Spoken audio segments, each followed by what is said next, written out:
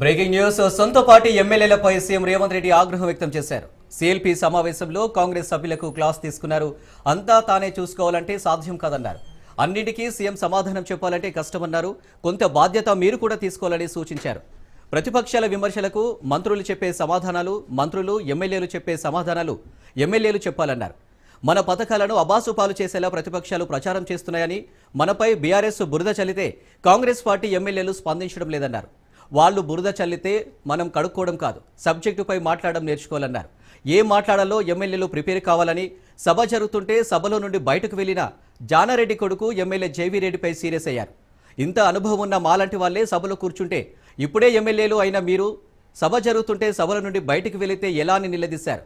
మొదటిసారి గెలిచిన ఎమ్మెల్యేలకు ఇది ఎంట్రన్స్ టెస్ట్ లాంటిదన్నారు. ఇప్పుడు సభలో ఉండే సబ్జెక్టు నేర్చుకుంటేనే రేపు భవిష్యత్, లేదంటే మీ అందరికీ కష్టమే అన్నారు. పెద్దలను చూసి కొత్త ఎమ్మెల్యేలు నేర్చుకోవాలని సూచించారు.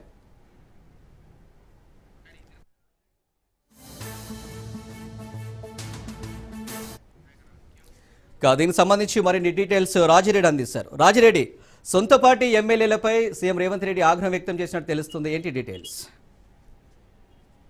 శాసనసభ పక్ష సమావేశంలో ఈరోజు ముఖ్యమంత్రి రేవంత్ రెడ్డి ఎమ్మెల్యేల పైన అసహనం వ్యక్తం చేసినట్టు తెలుస్తుంది.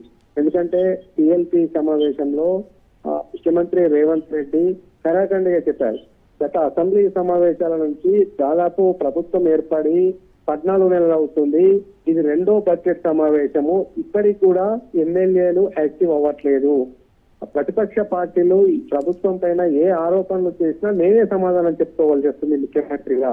కానీ ఎమ్మెల్యేలు ప్రతిపక్ష పార్టీలు చేసే ఆరోపణలు, విమర్శల పైన ఖండించడం లేదు, ఎదురుదాడి చేయడం లేదు, కేవలం సైలెంట్ గా ఉంటున్నారు. ఇదంతా కూడా ప్రభుత్వానికి అప్రదిష్ట పాలు తెస్తుంది. ఎందుకంటే ప్రభుత్వం చేపట్టేయవలసినటువంటి మంచి కార్యక్రమాలు ప్రజలకు వివరించాలి, అదేవిధంగా ప్రతిపక్షాలు విమర్శలు చేస్తే ఖండించాలి, ఎదురుదాడి చేయాలి తప్ప, కానీ సైలెంట్ గా అసెంబ్లీలో ఉంటే ప్రజల్లో తప్పుడు సంకేతాలు వెళ్లే అవకాశం ఉంటుంది.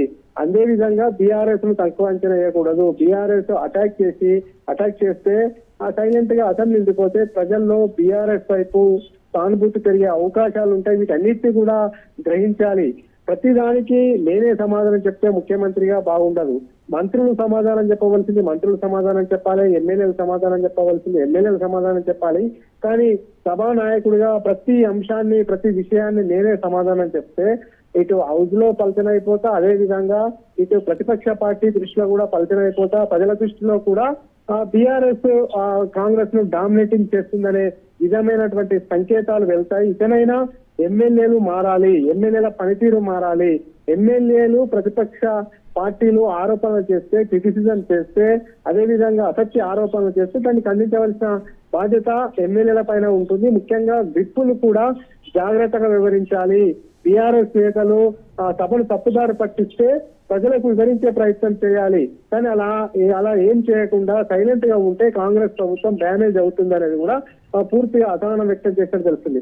అదే విధంగా ఈ రోజు గవర్నర్ ప్రసంగం సందర్భంగా హౌస్ లో గవర్నర్ ప్రసంగం చేస్తుంటే జానారెడ్డి కొడుకు కొత్తగా గెలిచినటువంటి జేవీ రెడ్డి నాగార్జున సాగర్ ఎమ్మెల్యే మొదటిసారి గెలిచారు.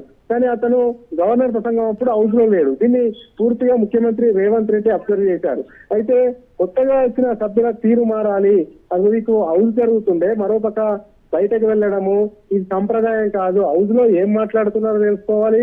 అదే విధంగా ఈ రోజు గవర్నర్ ప్రసంగం ఇస్తున్నటువంటి సమయంలో బీఆర్ఎస్ నేతలు నినాదాలు చేస్తుంటే ఎందుకు కాంగ్రెస్ ఎమ్మెల్యేలు దానిపైన రియాక్ట్ కాలేదు, ఎందుకు ప్రతిస్పందించలేదు అని కూడా ప్రశ్నించడం తెలుస్తుంది. అయితే జేవీ రెడ్డి హౌస్ నుండి బయటకెళ్లి మళ్ళీ లోపలికి రావడాన్ని ముఖ్యమంత్రి రేవంత్ రెడ్డి సీరియస్ గా తీసుకున్నారు, దాన్ని తీవ్రంగా తప్పుపడుతున్నారు. ఎందుకంటే మొదటిసారి ఎమ్మెల్యే అయినటువంటి జేవీ రెడ్డి ఈ రకంగా ప్రవర్తిస్తే బాగుండదు. చాలా మంది సీనియర్ నేతలు ఉన్నారు, వాళ్ళని చూసి నేర్చుకోవాలి.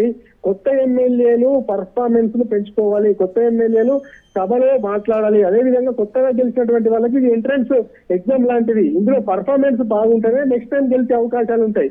ఇదే తీరు కొత్త ఎమ్మెల్యే ప్రవర్తిస్తే మిగతా టైంలో ఓడిపోవచ్చు అనేది కూడా ఇండైరెక్ట్ గా కామెంట్ చేశారు. మొత్తానికైతే ఎమ్మెల్యేల పైన అసహనం వ్యక్తం చేశారు. ఎమ్మెల్యేలు పని విధానాన్ని, పనితీరును మార్చుకోవాలని క్లాస్ పీకారు రేవంత్ రెడ్డి.